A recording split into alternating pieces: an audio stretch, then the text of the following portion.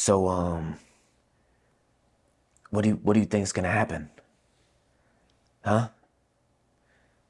What do you think's gonna happen when I go to prison? When I go up the road? Huh? Bro was terrified to go to prison. I'm talking about he was absolutely terrified.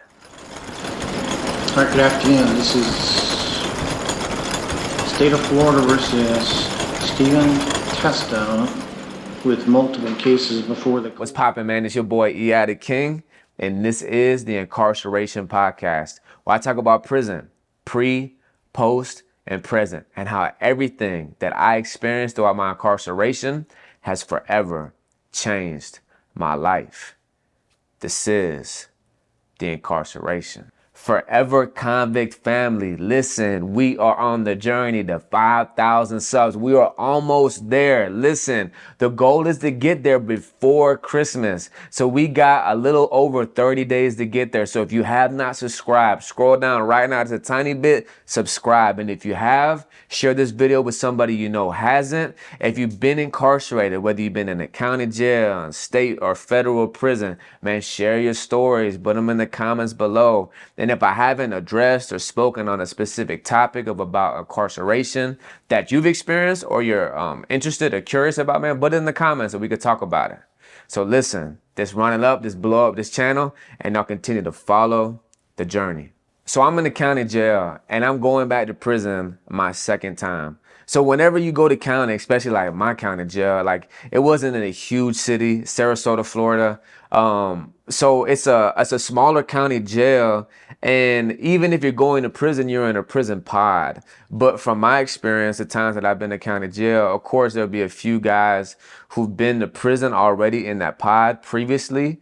But more often than not, it seems like while I was going to prison, at least in my experience, I was maybe only one of a few guys who've already been to prison in this pod, like in the county jail.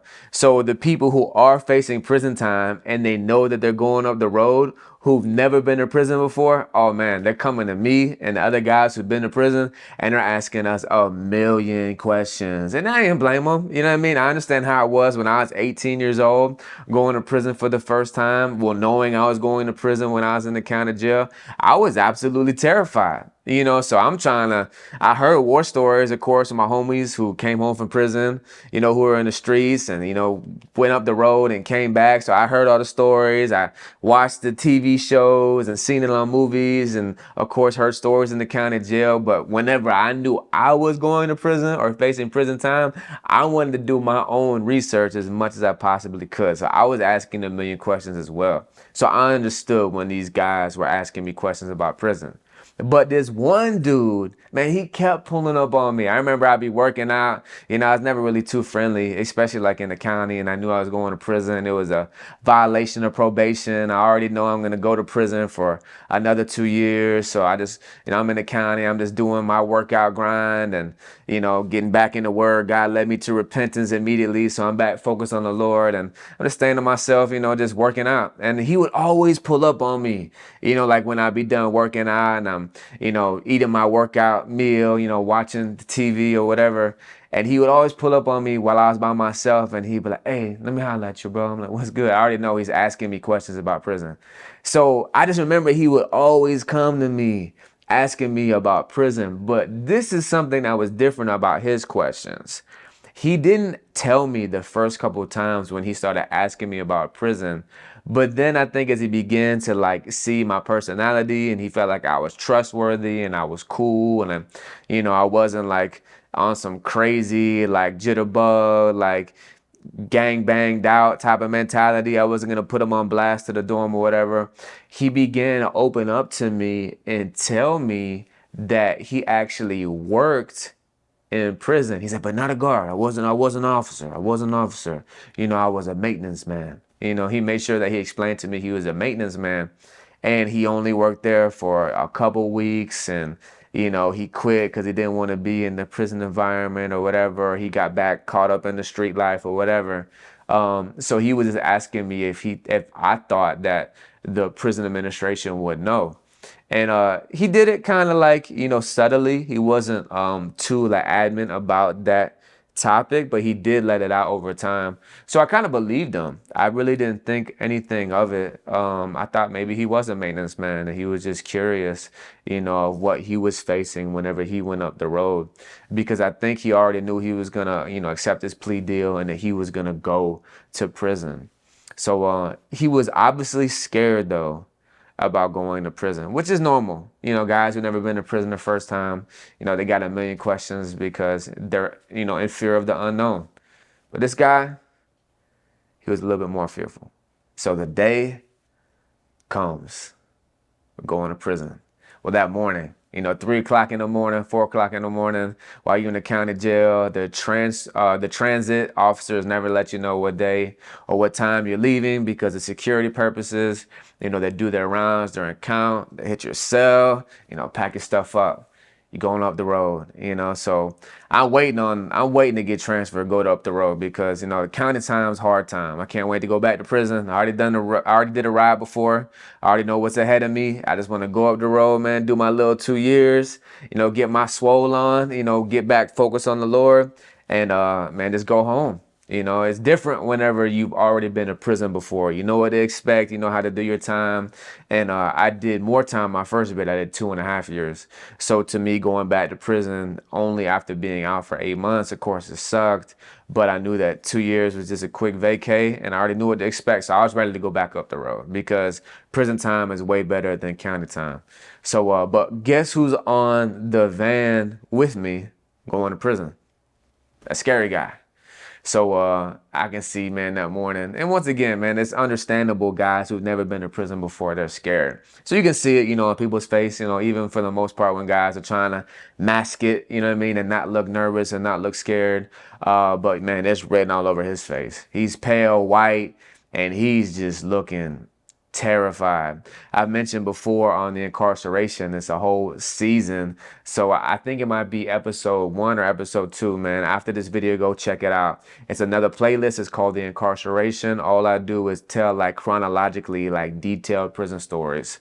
But one thing I talk about in one of those episodes about no matter who it is that you are when you go into prison, if you've never been before, man, for the most part, everybody's scared internally. Some people are just better like at putting on a poker face and being able to mask it. But this guy, man, like he was so scared, like ain't no way he can mask it. He was just shook and you could see it. So obviously I'm observant. I see it. You know what I mean? I register it, but I don't really pay too much attention after that. But then we get to the prison.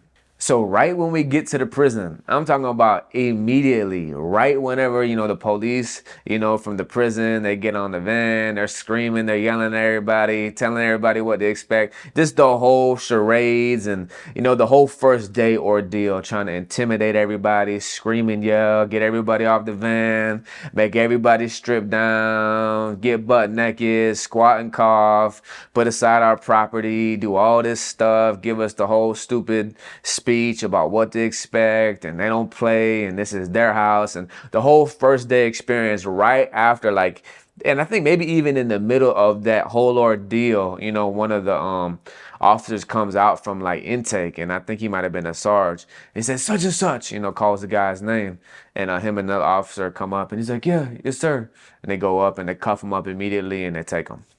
So right then, in my mind, like I said before, I kind of believed him that he like was a maintenance man. And it's because he wasn't being like too, he only said it that one time. And I guess maybe if I cared more, if I put more thought to it, I maybe would have figured that he was a police or whatever. But, he seemed like a meth head. He didn't really, like, to me, feel like he was ever a prison guard. But whenever the police cuffed him up and they took him away that fast, it hit me right there. And I said, yeah, he was the police. Yeah. You know what I mean? I just immediately it made sense. Like it registered in my mind. Like he used to be an officer. He wasn't a maintenance. He wasn't a maintenance man. He was a guard. And that's exactly what happened. We go through the whole ordeal of, being outside in the cage where the van and the transport vehicles are. And whenever they finally bring us in, like after a couple hours inside, and we're sitting down in our boxers, and we got to go see the nurse and get our vitals, and they got to look at our tattoos and all this long line of never ending stuff that takes literally all day of going through intake. Right when we get in the building, you can see all the officers, and this is a reception center, so there's a whole gang load of officers everywhere. But you can see the officers, they keep going back to like the bubble, which is like the officer station. And it's tinted, but you can still kind of like see in and see the silhouettes, and you can't see like details, but you can see like everybody going up by the computer. So all the officers keep going in there, and they keep circling up behind the computer and all like pointing at the computer, laughing. They come out, and they got this guy, the inmate, but who used to be a prison guard. They got him in the holding cell. So they all walk by. Some of them are going over there talking to him, and some are laughing, and you just hear them talking amongst each other. So immediately, even amongst the guys coming from the county jail, you hear everybody else kind of catches on too. Like, yeah, he used to be an officer here. And come to find out, man, he didn't just work there, for a couple of weeks, like he said, as a maintenance man, but this was an officer who was there for some years. And he was known on the pound. So I don't exactly know like what happened to Buddy. I end up, I think going to the East unit or whatever, and end up getting transferred to my permanent place of housing, my permanent prison. And I never heard anything about the guy again. I don't know where he went. They took him to confinement. He was obviously under PC, which is protective custody. But the whole reason why I bring up the entire story is because whenever officers go to prison, 99% of the time, that's what happens. Administration will immediately classify them as protective custody. But this is what I want to like really speak on, right?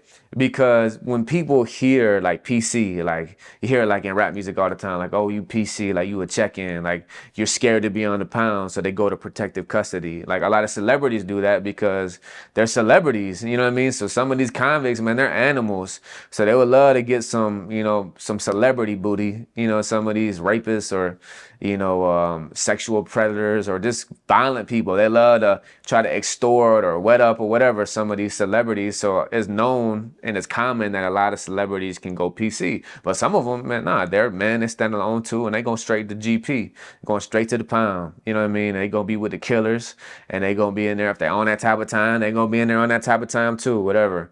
But especially for police officers and lawyers, they're obviously favored, by default when it comes to the prison administration. So their file, when it comes from the county jail, is immediately going to be red flagged. So whatever, reception center or prison they're going to, immediately before, they don't even got to check in. They don't even got to go to the officer and say, I'm scared for my life. Please lock me up. I'm scared now. Like, don't even have to do that. Like, the police already know who they are before they even get there. They already got their file. They're already flagged. So even if they don't want to go PC, like administration already has that set in stone in their structure that they're going to protective custody. But people think that PC is sweet, right? They think that, all right, some people think that it's locked down like 24 hours a day, 23 hours a day. And at certain prisons, it is. Like when you go to a regular prison and they don't house PC inmates there, like it's general population, right? If somebody gets into some conflict or somebody's scared, or if somebody just trying to get transferred and they want to snitch on somebody and get transferred or whatever, they'll go PC. So when they go like to the police officer and say, hey, yo, I'm in fear for my life, I want to go PC, whatever. Whenever they go PC, they immediately put them in cuffs and then take them to confinement. And they got to go through this long process of being investigated of why they're going PC, because the administration knows that some people just want to get transferred. So that's why it's like a known thing. Now, most people who go PC and get transferred, a lot of them have to snitch. A lot of them are on that type of time, so they snitch anyways. Or they have to have like a valid reason of why they need to be transferred, or why they're in fear for their life, or they have to prove, snitch, why they're in fear for their life, whatever. That's normally the main like scenario of how guys go PC. And that's done by the inmate though. You know what I mean? So they don't house PC inmates in the general population.